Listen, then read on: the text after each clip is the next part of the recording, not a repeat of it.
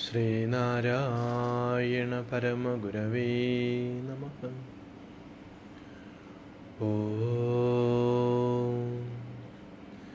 ബ്രഹ്മണേ മൂർത്തിമതേ ശ്രിതാനാം ശുദ്ധിഹേതവേ നാരായണ യതീന്ദ്രായ തസ്മൈ ശ്രീ ഗുരവേ നമഃ. എല്ലാവർക്കും നമസ്കാരം.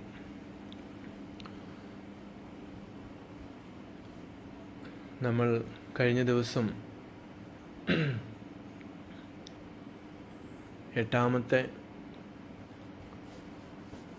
9ാമത്തെ ശ്ലോകമാണ്, മന്ത്രമാണ് പഠിച്ചത്. ഓം നിഗമാന്ത ജ്ഞായ നമഃ. അപ്പോൾ വേദത്തിൻ്റെയും വേദാന്തത്തിൻ്റെയും ഒക്കെ മർമ്മം ഗ്രഹിച്ച ഗുരുവിനായിക്കൊണ്ട് നമ്മുടെ നമസ്കാരം. ഇനി 10ാമത്തെ മന്ത്രത്തിലേക്ക് വരുമ്പോൾ ഓം ആജ്ഞാനുവർത്തി ലോകായ നമഃ എന്ന് പറയാം. ആജ്ഞാനുവർത്തി ലോകായ, തൻ്റെ ആജ്ഞയെ പിന്തുടരുന്ന ആളുകൾ. ഇപ്പോൾ ഗുരു പറയുന്ന കാര്യങ്ങൾ, ആ ഉപദേശത്തെ, ആജ്ഞയെ ശിരസാ വഹിക്കുവാനായിട്ട് ഇവിടെ എത്രയോ ആളുകളാണുള്ളത്. അങ്ങനെയുള്ള ഗുരുവിനായിക്കൊണ്ട് എൻ്റെ നമസ്കാരം. ആജ്ഞയെ അനുവർത്തിക്കുന്ന ലോകർ വെച്ചിട്ട് ഭക്തന്മാരാണ്. അങ്ങനെയുള്ള ഗുരുവിനായിക്കൊണ്ട് എൻ്റെ നമസ്കാരം. ഇപ്പോൾ ശ്രീനാരായണ ഗുരുദേവൻ കാലാകാലങ്ങളിൽ, പ്രത്യേകിച്ച് അരുവിപ്പുറം പ്രതിഷ്ഠ കഴിഞ്ഞിട്ട് എത്രയോ കാര്യങ്ങളാണ് ജനങ്ങളോട് ആജ്ഞാപിച്ചിട്ടുള്ളത്. അത് പൊതുവെ നമ്മൾ നോക്കുമ്പോൾ പലരും അനുസരിക്കുന്നില്ല എന്ന് പറയുമ്പോഴും, അനുസരിക്കുന്ന വളരെ നിശബ്ദരായിട്ടുള്ള എത്രയോ ആളുകളുണ്ട്, ഭക്തന്മാരുണ്ട്. അവരൊന്നും പ്രത്യക്ഷ ഈ മുഖ്യധാരയിലേക്കൊന്നും വരാറില്ല. അവർക്ക് അവരുടേതായിട്ടുള്ള ഒരുപാട് കാരണങ്ങളുണ്ട്. ഇപ്പോൾ ഗുരുവിനെ തന്നെ ഉപാസിക്കുന്ന എത്രയോ വീടുകളുണ്ട്. അവർ മത്സ്യമാംസാദികൾ കഴിക്കാതെ അതിരാവിലെ എഴുന്നേറ്റ് പ്രാർത്ഥനയൊക്കെ ചൊല്ലി ജപവും ധ്യാനവും ഒക്കെ ചെയ്ത് ഗുരുവുമായിട്ട് നേരിട്ട് സംവദിക്കുന്ന ഒക്കെ ഉള്ള ആളുകൾ ധാരാളമുണ്ട്. അവരുടെ ഭക്തി ചിലർക്ക് അദ്വൈത ജ്ഞാനത്തിന് വേണ്ടിയല്ല ഉപാസിക്കുന്നത്. ചിലർക്ക് ആ ജ്ഞാനത്തിന് വേണ്ടിയാണ്. അപ്പോൾ ഓരോരുത്തർ ഓരോ രീതിയിലാണ് ഉപാസിക്കുന്നതെന്നുള്ളതാണ്. പക്ഷേ അവരെയൊക്കെ നമുക്ക് തിരിച്ചറിയാനും കുറച്ച് ബുദ്ധിമുട്ടുള്ള കാര്യമാണ്. ചിലപ്പോൾ മാത്രം നമ്മൾ ഈ സഞ്ചരിക്കുന്ന കൂട്ടത്തിൽ അവരെ തിരിച്ചറിയാൻ പറ്റും. ഒരു കാര്യം ഉറപ്പാണ്, ജ്ഞാനത്തിന് വേണ്ടി ഗുരുവിനെ ഉപാസിക്കുന്നവർക്ക് തീർച്ചയായിട്ടും അത് സമയാസമയങ്ങളിൽ കിട്ടാറുണ്ട്.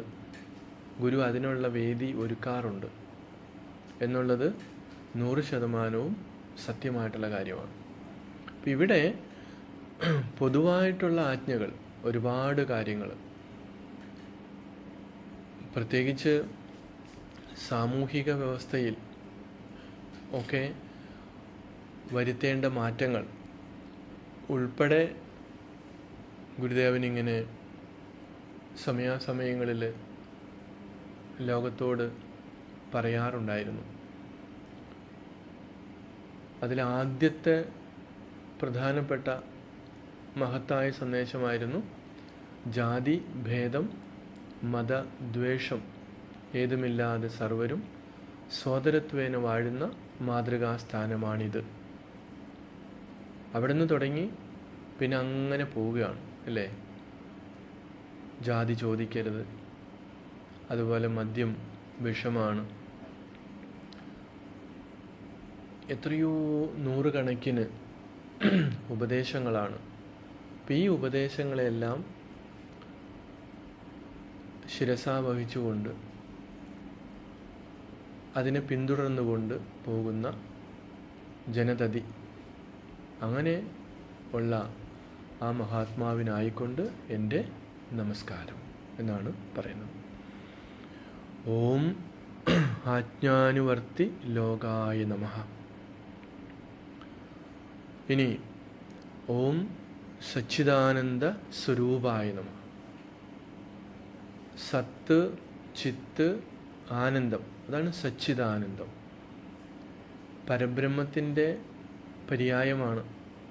കൂടുതൽ അതിന് നമ്മൾ പറയേണ്ട ആവശ്യമില്ല. കാരണം നമ്മൾ എത്രയോ സന്ദർഭങ്ങളിൽ അതിനെക്കുറിച്ച് നമ്മൾ വിശദീകരിച്ചിട്ടുണ്ട്. സത്ത് എന്ന് പറയുന്നത് ഇതിൻ്റെ ആകെ തുകയാണ് സത്ത്. ഈ ശരീരത്തിൽ നിന്ന് സത്ത് പോയി കഴിഞ്ഞാൽ പിന്നെ അതിനെ നമ്മൾ പറയുന്നത് ശവമെന്നാണ് അല്ലേ. തമിഴ്നാട്ടിൽ സത്ത് പോയി എന്ന് പറയും, ചത്തുപോയി അല്ലേ. മലയാളത്തിൽ നമ്മൾ ചത്തുപോയി എന്ന് പറയും. പക്ഷേ സംഭവം എന്താണ്? മരിച്ചുപോയെന്ന് പറയുമ്പോഴും സത്താണ് അതിൽ നിന്ന് പോയത്. അതിൻ്റെ ഏറ്റവും പ്രധാനപ്പെട്ട സംഭവം ഇതിൽ നിന്ന്, ഈ ശരീരത്തിൽ നിന്ന് വിട്ടുപോയി. അതോടുകൂടി എത്രയോ ഭംഗിയായി നമ്മൾ പൗഡറിട്ട് പൊട്ട് തൊട്ട് സെൻ്റൊക്കെ അടിച്ച് വലിയ വിലപിടിപ്പുള്ള വസ്ത്രങ്ങളൊക്കെ ധരിപ്പിച്ച് നടന്നിരുന്ന, ഒരിക്കലും നശിച്ചു പോകില്ലെന്ന് പ്രതീക്ഷിച്ചിരുന്ന അല്ലേ, ഡൈയൊക്കെ ചെയ്ത് അതുപോലെ ഫേഷ്യലൊക്കെ ചെയ്ത് ഏതെല്ലാം രീതിയിൽ കൊണ്ടു നടന്ന ശരീരമാണ്. ആ ശരീരത്തിന് വേണ്ടി എത്രയോ കടിപിടി കൂടിയിട്ടുണ്ട്. ഇന്ന് നമ്മുടെ സമൂഹത്തിൽ നമ്മൾ കാണുന്നുണ്ട് ഈ നശിച്ചു പോകുന്ന ശരീരത്തിന് വേണ്ടിയുള്ള കടിപിടി കൂടൽ. അപ്പോൾ ഇങ്ങനെ ആ ഒരു ശരീരത്തിൽ നിന്ന് പ്രധാനപ്പെട്ട ആ സത്ത്, ചൈതന്യം വിട്ടുപോയാൽ പിന്നെ അതിന് ആർക്കും വേണ്ട, അത് പിന്നെ ശവമാണ് അല്ലേ. ഇപ്പോൾ ശിവം അതിൽ നിന്ന് പോയി കഴിഞ്ഞാൽ പിന്നെ ശവമാണ് എന്നുള്ളതാണ്. ശിവമാണ് ഈ സത്ത് എന്ന് പറയുന്നത്. സത്തില്ലെങ്കിൽ, ആ ജീവൻ അതിനകത്തില്ലെങ്കിൽ, ജീവനെന്ന് പറയും, പരമാത്മാവെന്ന് പറയും, പല പേരുകളിലാണ് അതറിയപ്പെടുന്നത്. അത് പോയി കഴിഞ്ഞാൽ തീർന്നു അല്ലേ. പിന്നെ കോടിക്കണക്കിന് സ്വത്തിൻ്റെ ഉടമയാണെന്ന് പറയാൻ പറ്റില്ല. ആരുടെയും മുമ്പിൽ പിന്നെ തല ഉയർത്തി നിൽക്കാൻ പറ്റില്ല. ഭൗതികവാദികളായാലും അല്ലേ, നിരീശ്വരവാദികളൊക്കെ എത്രയോ ഭയങ്കരമായിട്ട് അഹങ്കരിക്കാറുണ്ട്. ഇപ്പോൾ ഉള്ളത് മാത്രമാണ് നമ്മൾ അംഗീകരിക്കേണ്ടത്, ഇത് മാത്രമാണ് സത്യം, ബാക്കി ഇവർ പറയുന്നൊന്നും ശരിയല്ല. ഇത്രയും നമ്മൾ സയൻസിൻ്റെ വികാസത്തിൽ ഊറ്റം കൊള്ളുമ്പോഴും ഈ ശരീരത്തിൽ ഒരു ചെറിയ ഞരമ്പിന് ഒരു ചെറിയ പ്രശ്നം വന്നാൽ അതോടുകൂടി മൊത്തം താറുമാറാകുകയാണ്. എത്രയോ കാര്യങ്ങൾ നമ്മുടെ ബ്രെയിനിൽ, തലച്ചോറിൽ സൂക്ഷിച്ചു വച്ചിട്ടുണ്ട്. നമ്മുടെ കമ്പ്യൂട്ടറിലൊക്കെ ആണെങ്കിൽ ഹാർഡ് ഡിസ്ക് ഉണ്ട് അല്ലേ, മൈക്രോ ചിപ്പുണ്ട്, ഇതെല്ലാം അതിനകത്ത് സൂക്ഷിച്ചു വച്ചിരിക്കുക. ആ കറണ്ട് നിന്ന് പോയാലേ തീർന്നില്ല, പണിയും തീർന്നു. ഇപ്പോൾ ഇലക്ട്രിസിറ്റി ഒരു പ്രധാന വിഷയമാണ്. എന്ന് പറഞ്ഞ പോലെ നമ്മുടെ ശരീരത്തിനകത്ത് നടക്കുന്ന അത്ഭുതകരമായിട്ടുള്ള എത്രയോ സംഭവങ്ങളാണ്. അത് ഈ സത്തിൻ്റെ വെളിച്ചത്തിലാണ് നടക്കുന്നത്. ചിത്ത്, ചൈതന്യം, അതുതന്നെയാണ് ചൈതന്യം എന്ന് പറയുന്നത്. ഈ രണ്ട് നമുക്ക് വേണമെങ്കിൽ അതിനെ സൂചിപ്പിക്കാവുന്ന എങ്ങനെയാണ്? രണ്ട് ചിന്തകളുടെ ഇടയ്ക്കുള്ള ഒരു ചെറിയ ഗ്യാപ്പുണ്ട്. രണ്ട് ചിന്തകളുടെ, അത് വളരെ നമ്മൾ സൂക്ഷിച്ച് ശ്രദ്ധിച്ചാൽ മാത്രം മനസ്സിലാകുന്ന ഒന്നാണ്. ഒരു ചിന്ത തീരുകയും അടുത്ത ചിന്ത ഉദിക്കുകയും ചെയ്യുന്നതിന് മുൻപുള്ള വളരെ നേരിയൊരു ഗ്യാപ്പുണ്ട്. ചിത്താണ്. അതിൻ്റെ സ്വഭാവമാണ് ആനന്ദം.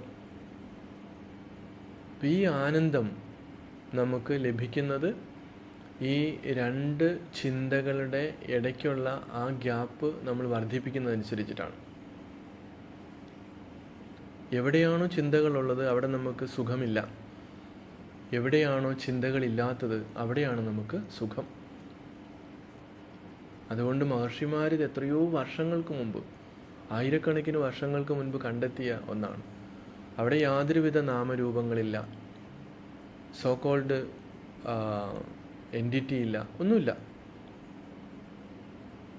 ശുദ്ധമായിട്ടുള്ള ഒരു അതിന് നമുക്ക് ശൂന്യത എന്ന് പറയാൻ പറ്റത്തില്ല.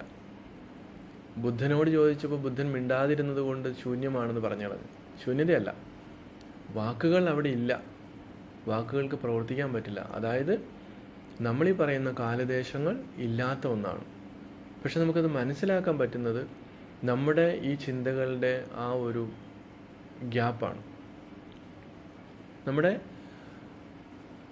ദൈനംദിന ജീവിതത്തിൽ നമുക്ക് കുറച്ചും കൂടി മനസ്സിലാകാവുന്നത് നമ്മുടെ ഗാഠനിദ്ര, ഡീപ്പ് സ്ലീപ്പ്. അവിടെ യാതൊന്നുമില്ല, ചിന്തകളൊന്നുമില്ല, സ്വപ്നമില്ല, അതുപോലെ ജാഗ്രതമല്ലാതിരിക്കുന്ന. അതൊരു മനുഷ്യന് കിട്ടുന്നത് 2 മണിക്കൂർ മാത്രമാണ്. ഏത് ജാഗ്രത അവസ്ഥയിലെ മണിക്കൂറെ കുറിച്ചാണ് ഞാൻ പറയുന്നത്, അല്ലാതെ അവിടുത്തെ മണിക്കൂറിനെ കുറിച്ചല്ല. നമ്മുടെ ഇപ്പോഴീ കണക്കുകൂട്ടിയൊക്കെ വെച്ചിരിക്കുന്ന ഇത് വെച്ച് നോക്കുമ്പോൾ 2 മണിക്കൂറാണ് അങ്ങനെ നമുക്ക് ചിന്തകളൊന്നുമില്ലാതെ കിട്ടുന്ന സമയം. അതിന് നമ്മൾ ഗാഠനിദ്ര എന്ന് പറയുന്നു. ഒരു യോഗി അതിനകത്ത് എന്ത് ചെയ്യുന്നുണ്ട്? ബോധപൂർവം ഈ മനസ്സിൻ്റെ പ്രവർത്തനങ്ങളെ, ഇന്ദ്രിയങ്ങളുടെ പ്രവർത്തനങ്ങളെയൊക്കെ നിയന്ത്രിച്ചുകൊണ്ട്, ബോധപൂർവം നിയന്ത്രിക്കുകയാണ്. അങ്ങനെ നിയന്ത്രിച്ചുകൊണ്ട് ആണ് അവിടെ സമാധിയിലേക്ക് പോകുന്നത്. അതിന് സമാധി എന്നവർ പറയും. ജ്ഞാനിയെ സംബന്ധിച്ചിടത്തോളം, അദ്വൈത വേദാന്തിയായിട്ടുള്ള ജ്ഞാനിയെ സംബന്ധിച്ചിടത്തോളം ഇങ്ങനെ അതിനെ ആർട്ടിഫിഷ്യലായിട്ട് ഉണ്ടാക്കേണ്ട ആവശ്യമില്ല. സ്വാഭാവികമായിട്ട് ധ്യാനത്തിൻ്റെ ആഴങ്ങളിലേക്ക് പോകുമ്പോൾ ഈ ചിന്തകളെല്ലാം വിട്ടുപോവുകയാണ്. ഇനി ഇല്ലെങ്കിൽ പോലും ഈ ചിന്തകൾ എവിടെ നിന്നാണ് ഉണ്ടാകുന്നത്, അതാണ് തൻ്റെ സ്വരൂപം എന്ന് തിരിച്ചറിഞ്ഞുകൊണ്ട് ആ സ്വമഹിമാവിൽ അയാൾ വിരാജിക്കുകയാണ്. അപ്പോൾ ഇങ്ങനെ ഇതിൻ്റെ ആകെ തുകയാണ് സച്ചിദാനന്ദം എന്ന് പറയുന്നത്. ഒറ്റ വാക്കിൽ നമ്മൾ പറയാണ്. അപ്പോൾ ഗുരുവിൻ്റെ സ്വരൂപം എന്ന് പറയുന്നത് ഈ പരമ്പൊരുളാണ്. എല്ലാത്തിലും സാക്ഷിയായിട്ട് വർത്തിക്കുന്ന ആ ചൈതന്യം, ആനന്ദ സ്വരൂപം. നമുക്കെല്ലാവർക്കും നമ്മുടെ സ്വരൂപം അത് തന്നെയാണ്. പക്ഷേ നമ്മൾക്ക് ഈ മായയിൽപ്പെട്ട് കിടക്കുന്ന ഈ മനസ്സ്, ഈ ജീവൻ, ഇതൊക്കെ ഇതിനകത്ത് ഈ മായയിൽപ്പെട്ട് കിടക്കുന്നതുകൊണ്ട് തിരിച്ചറിവുണ്ടാകുന്നില്ല. ഇവിടെ ശ്രീനാരായണ ഗുരുദേവൻ സച്ചിദാനന്ദ സ്വരൂപനാണ്. അതുകൊണ്ടാണ് ഓം സച്ചിദാനന്ദ സ്വരൂപായ നമഃ. അപ്പോൾ നമ്മൾ ഈ മന്ത്രം ചൊല്ലി നമ്മൾ അർച്ചിക്കുമ്പോൾ നമ്മുടെ മനസ്സിൽ തെളിഞ്ഞു വരേണ്ടത് ആ ചൈതന്യ സ്വരൂപം, അല്ലേ? സുസ്മേരവദനായി പ്രകാശം പൊഴിച്ചുകൊണ്ടിരിക്കുന്ന, ആനന്ദം നൽകിക്കൊണ്ടിരിക്കുന്ന, അല്ലെങ്കിൽ ആനന്ദ സ്വരൂപനായിട്ടുള്ള ആ സ്വരൂപത്തെ നമുക്ക് സങ്കല്പിക്കുവാനായിട്ട് മനസ്സിൻ്റെ തലത്തിൽ എങ്ങനെയാണോ സങ്കല്പിക്കാൻ പറ്റുന്നത് അതുപോലെ സങ്കല്പിക്കണം. സങ്കല്പങ്ങൾക്കല്ല അപ്പുറത്താണ് എന്നുകൂടി നമ്മൾ മനസ്സിലാക്കണം. എങ്കിലും ഇങ്ങനെയൊക്കെ നമുക്ക് വാക്കുകൾ കൊണ്ട് പറഞ്ഞു തരാനായിട്ട്, മനസ്സിലാക്കുവാനായിട്ട് സാധിക്കുകയുള്ളൂ എന്ന് തിരിച്ചറിയാം. പിന്നെയോ ഓം അഗ്രാഹ്യായ നമഃ. ഗ്രാഹ്യം നമുക്ക് ഗ്രഹിക്കാൻ പറ്റുന്നതാണ്. ഇവിടെ അഗ്രാഹ്യമാണ്. എങ്ങനെയാണ് നമുക്ക് ഗ്രഹിക്കുക? അപ്പോൾ ഇന്ദ്രിയങ്ങൾ കൊണ്ടാണ് പലതിനെ നമ്മൾ ഗ്രഹിക്കുന്നത്, ഇന്ദ്രിയങ്ങൾ കൊണ്ടും മനസ്സുകൊണ്ടും. ഇവിടെ മനസ്സുകൊണ്ടും ഇന്ദ്രിയങ്ങൾ കൊണ്ടും ഗ്രഹിക്കാൻ പറ്റാത്ത ആൾക്കായിക്കൊണ്ട് നമസ്കാരം, അങ്ങനെ പറയുന്നത്. ഓം അഗ്രാഹ്യായ നമഃ. അപ്പോൾ വാക്കുകൾ എവിടെയാണോ വാക്കും മനസ്സും ഒക്കെ തിരിഞ്ഞു പോരുന്നത്, മനസ്സൈ അപ്രാപ്യ മനസ്സാ സഹ ഉപനിഷത്ത് പറയുന്നുണ്ട്. അവിടെ മനസ്സിനെ കൊണ്ട് അങ്ങോട്ട് പോകാൻ പറ്റുന്നില്ല, മനസ്സുകൊണ്ട് പ്രാപിക്കാൻ പറ്റാത്തതാണ് ഈ സ്വരൂപം, ഈ സച്ചിദാനന്ദം. ഈ നമ്മൾ പറയുന്ന മനസ്സുകൊണ്ട് ഇന്ദ്രിയങ്ങൾ കൊണ്ട് ഒന്നും നമുക്ക് ഗ്രഹിക്കാൻ പറ്റാത്തതാണ്. ഇപ്പോൾ ജീവിച്ചിരുന്ന ഗുരു ആ ശരീരത്തിൽ ഇരുന്ന കാലത്ത്, സശരീരനായിരുന്നപ്പോൾ പോലും എന്തുകൊണ്ടാണ് ഗുരുവിനെ മനസ്സിലാക്കാൻ പറ്റാതെ പോയത് എന്ന് നമുക്ക് ഈ ഒരു മന്ത്രം പഠിക്കുമ്പോൾ മനസ്സിലാവുന്നു, അല്ലേ? ഈ മന്ത്രത്തിൻ്റെ അർത്ഥം മനസ്സിലാക്കുമ്പോൾ നമുക്ക് മനസ്സിലാകുകയാണ് ഗ്രഹിക്കാൻ പറ്റാതെ പോയത് എന്തുകൊണ്ടാണ്. നമ്മൾ അതിനെക്കുറിച്ച് നന്നായിട്ടൊന്ന് നോക്കൂ. അപ്പോൾ കവി പാടിയ ആ കവിത ഞാൻ ഇടയ്ക്ക് നിങ്ങളെ ഓർമ്മിപ്പിക്കാറുണ്ട്. നേരിട്ട് കണ്ടവരാരും അങ്ങേ നേരായി അറിഞ്ഞില്ല തന്നെ. അങ്ങനെ നേരിട്ട് കണ്ടവർക്ക് എന്തുകൊണ്ടാണ് നേരായി ഗുരുവിനെ അറിയാൻ പറ്റാതെ പോയത്? അതിൻ്റെ ഉത്തരമാണിത്. അഗ്രാഹ്യ, നമ്മുടെ ഈ മനസ്സും ബുദ്ധിയും ഒന്നുകൊണ്ടും മനസ്സിലാക്കാൻ പറ്റിയ ഒന്നല്ല ഗുരു, പരബ്രഹ്മ സ്വരൂപനായ ഗുരു. അതിൻ്റെ ആഴവും പരപ്പും, അല്ലേ? ഇപ്പം നമ്മൾക്ക് നമ്മുടെ മുൻവിധി അനുസരിച്ചിട്ട് ആണ് നമ്മൾ ഗുരുവിനെ, ഇപ്പോൾ ഒരു ചെമ്പഴന്തിയിൽ ജനിച്ച, അല്ലേ, മാടനാശാൻ്റെയും കുട്ടിയമ്മയുടെയും പകരമായിട്ടൊക്കെ ജനിച്ച ഒരു നാണു അല്ലെങ്കിൽ നാരായണൻ എന്നൊക്കെയാണ് നമ്മൾ കാണുന്നത്. അത് മറ്റ് മതത്തിലുള്ളവരും മറ്റ് ജാതിയിലുള്ളവരും അല്ലെങ്കിൽ അങ്ങനെയുള്ള ആളുകളൊക്കെ വിലയിരുത്തുന്നത്. പ്രത്യേകിച്ച് നമ്മുടെ മതേതരവാദികൾ, ഭൗതികവാദികൾ, നിരീശ്വരവാദികൾ, അതുപോലെ ഏത് രാഷ്ട്രീയ പാർട്ടിക്കാർ, അതുപോലെ സാഹിത്യ ലോകത്തുള്ളവർ, ഏതെല്ലാം തലത്തിൽ ഏതെല്ലാം രീതിയിലാണ് അവർ ഗുരുവിനെ മനസ്സിലാക്കാൻ ശ്രമിക്കുന്നത്. ചിലർ മനഃപൂർവ്വം ശ്രമിക്കുന്നുമില്ല. കാരണം ഇതൊന്നും അവർക്ക് ഉൾക്കൊള്ളാൻ പറ്റില്ല. അവരുടെ അസൂയയും കുശുമ്പും ഒക്കെ കാരണം കൊണ്ട് ഗുരുവിനെ ആ രീതിയിൽ ഉൾക്കൊള്ളുവാൻ അവർ തയ്യാറല്ല. അങ്ങനെയുണ്ട്. അപ്പോൾ നമ്മുടെ കേരളം ഇത്രയൊക്കെ ആയിട്ടും ഗുരുവിൻ്റെ കൃതികൾ അറിഞ്ഞുകൂടാത്ത, കേട്ടിട്ട് പോലുമില്ലാത്ത എത്രയോ ഗുരു ഭക്തന്മാരെന്ന് അഭിമാനിക്കുന്നവരുണ്ട്. അതുപോലെ തന്നെ മറ്റ് സമുദായക്കാരുണ്ട്, മന്ത്രിമാരുണ്ട്, എത്രയോ ആളുകളുണ്ട്, മോശക്കാരാരുമല്ല. പക്ഷെ ഇവരൊക്കെ ശ്രീനാരായണ ഗുരു എന്ന് കേട്ടിട്ടുണ്ട്. പക്ഷെ ഗുരുവിൻ്റെ കൃതികൾ അല്ലെങ്കിൽ ഗുരു ആരാണ് എന്ന് അറിഞ്ഞുകൂടാത്തവരാണ് ഭൂരിഭാഗവും. അപ്പോൾ തീർച്ചയായിട്ടും മനസ്സിലാക്കാൻ പറ്റാതെ പോയതിൻ്റെ ഒരു കാരണം ഗുരുവിൻ്റെ ആ യഥാർത്ഥ സ്വരൂപം തിരിച്ചറിയണമെങ്കിൽ നമുക്ക് അതിനു മാത്രമുള്ള ഒരു ബാക്ക്ഗ്രൗണ്ട് ഉണ്ടാകണം, ഈ ഒരു രീതിയിലുള്ളൊരു കാഴ്ചപ്പാടുണ്ടാവണം. അപ്പോൾ ഉപനിഷത്തും ഗീതയും ബ്രഹ്മസൂത്രവും അതുപോലെയുള്ള കൃതികൾ, അല്ലെങ്കിൽ നല്ല സത്സംഗം, നല്ല ഗുരുവിനെ സാക്ഷാത്കരിച്ച അല്ലെങ്കിൽ ഗുരുവിനെക്കുറിച്ച് അറിയാവുന്ന ആളുകളെ നമ്മൾ കണ്ടെത്തുകയും അവരിൽ നിന്ന് അത് മനസ്സിലാക്കാൻ ശ്രമിക്കുകയും ചെയ്യണം. വെറുതെ വായിച്ചതുകൊണ്ടോ അല്ലെങ്കിൽ എന്തെങ്കിലും കേട്ടതുകൊണ്ടോ നമുക്ക് ഗുരുവിനെ മനസ്സിലാക്കാൻ സാധ്യമല്ല. ആ ഒരു കാര്യവും കൂടി നമ്മൾ ഈ കൂട്ടത്തിൽ അറിയേണ്ടിയിരിക്കുന്നു. അപ്പോൾ ഉപനിഷത്തുകൾ വ്യാഖ്യാനിക്കാൻ, ഉപനിഷത്തുകൾ പ്രതിപാദിക്കാൻ ശ്രമിക്കുന്ന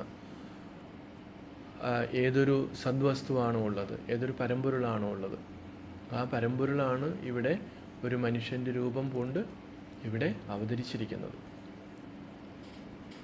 അതുകൊണ്ടാണ് അപ്രാപ്യ മനസാസഹ എന്ന് പറയുന്നത്.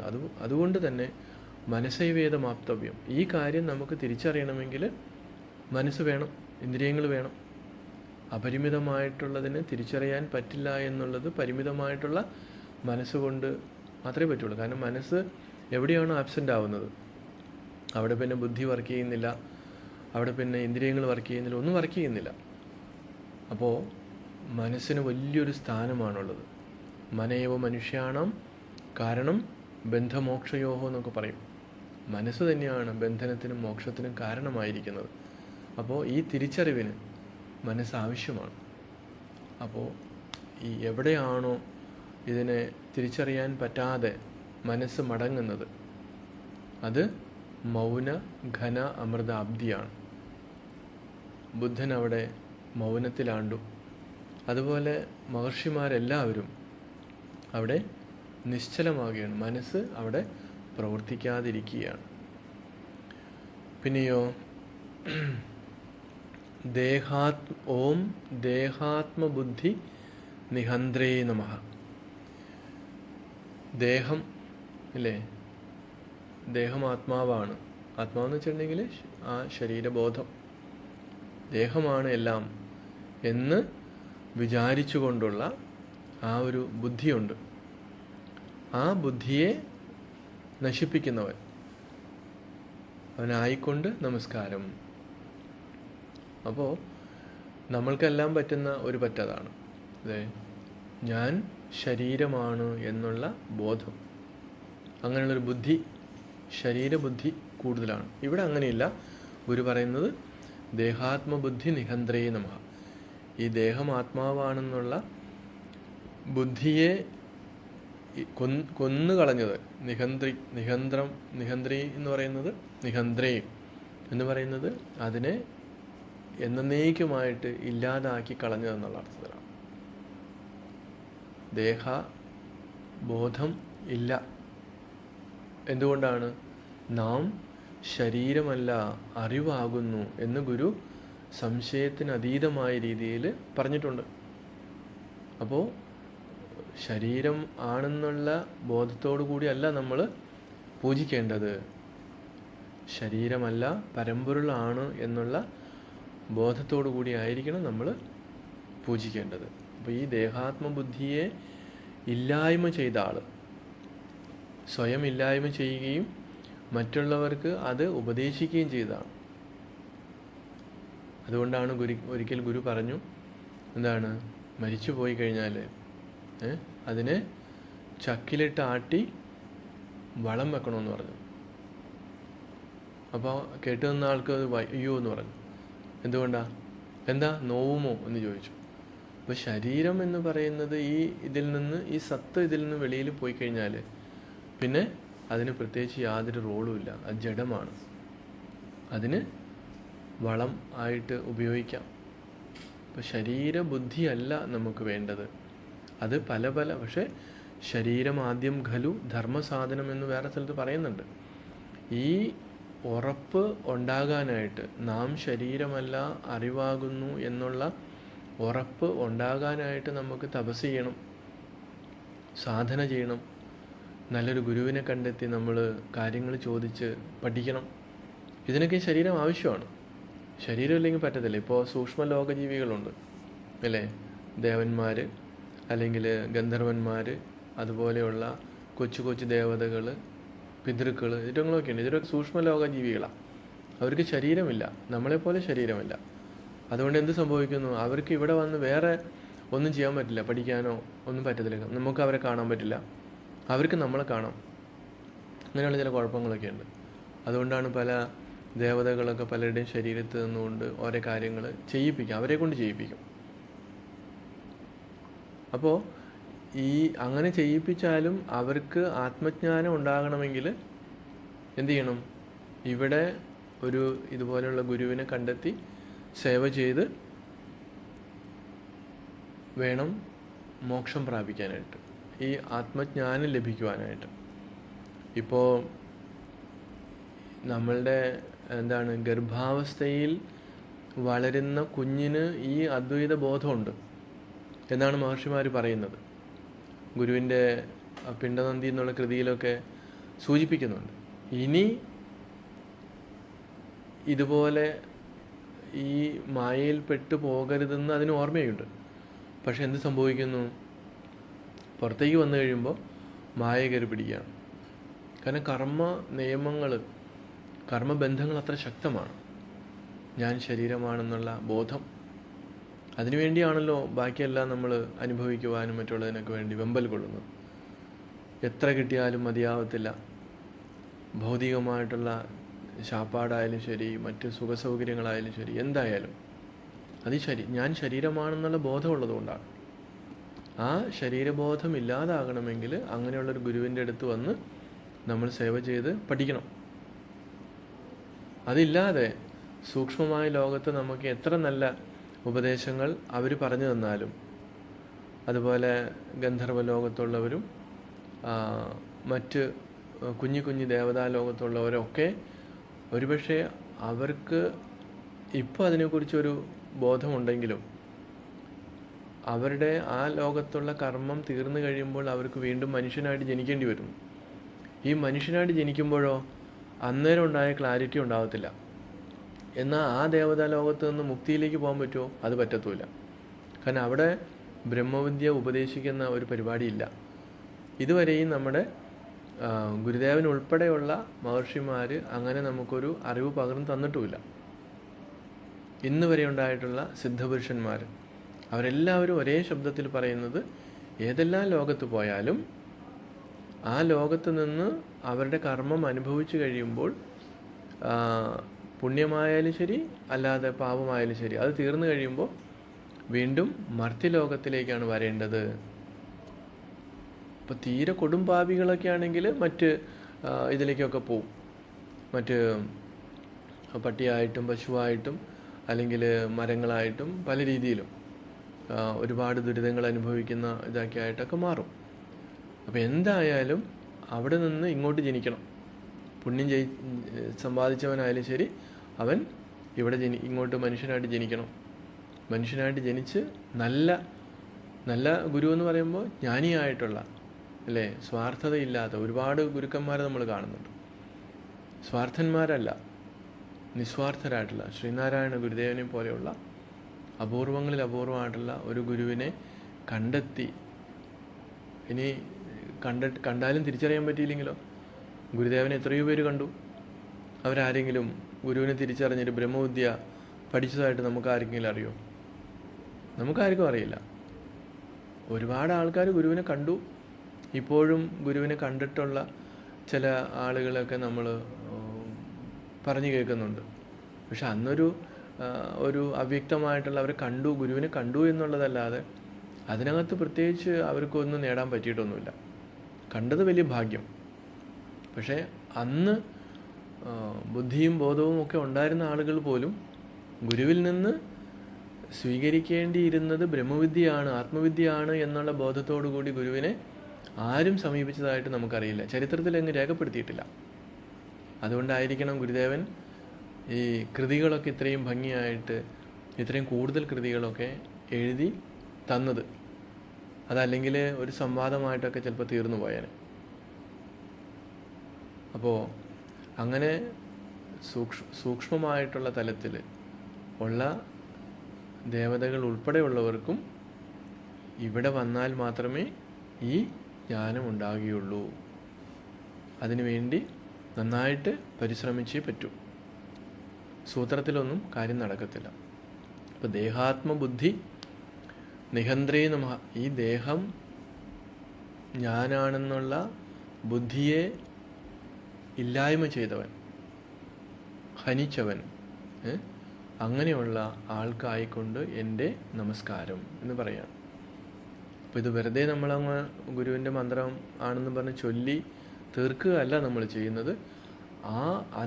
ആ മന്ത്രത്തിലൂടെ വലിയൊരു തത്വത്തെ നമ്മളെ ഓർമ്മപ്പെടുത്തുകയാണ്. അപ്പോൾ നമ്മൾ ഇങ്ങനെ ചൊല്ലുമ്പോൾ നമ്മളിലും ആ രീതിയിലുള്ളൊരു മാറ്റം, കാരണം നമ്മുടെ ഉള്ളിൽ കുടികൊള്ളുന്ന ആ ചൈതന്യത്തെ തന്നെയാണ് നമ്മൾ പരമ്പൊരുളായിട്ട് നമ്മൾ സാക്ഷാത്കരിക്കേണ്ടത്.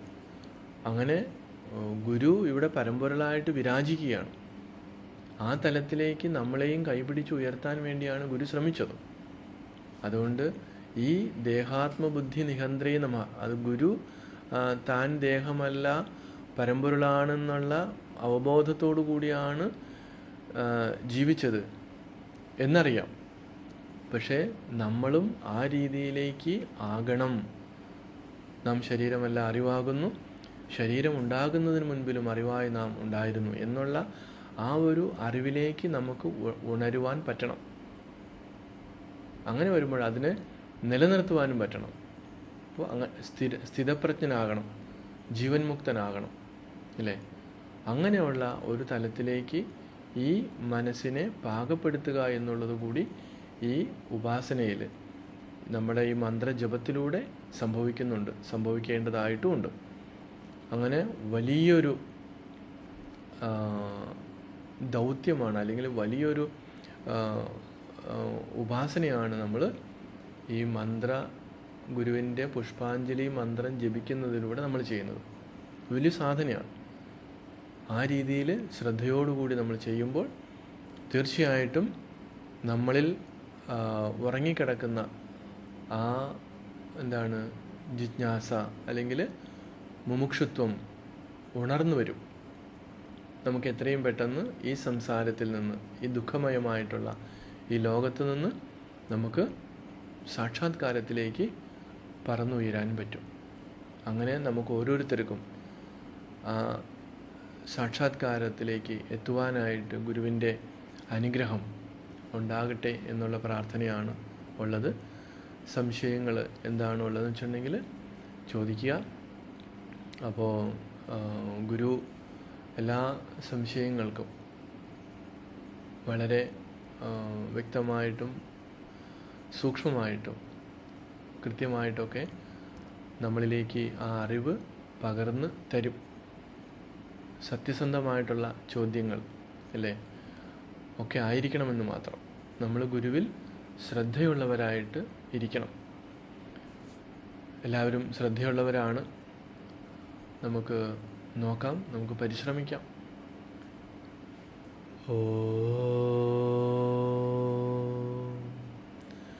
സർവേ ഭവന്തു സുഖിനഃ, സർവേ സന്തു നിരാമയാഃ, സർവേ ഭദ്രാണി പശ്യന്തു, മാ കശ്ചിത് ദുഃഖഭാഗ് ഭവേത്. ഓം ശാന്തി ശാന്തി ശാന്തി.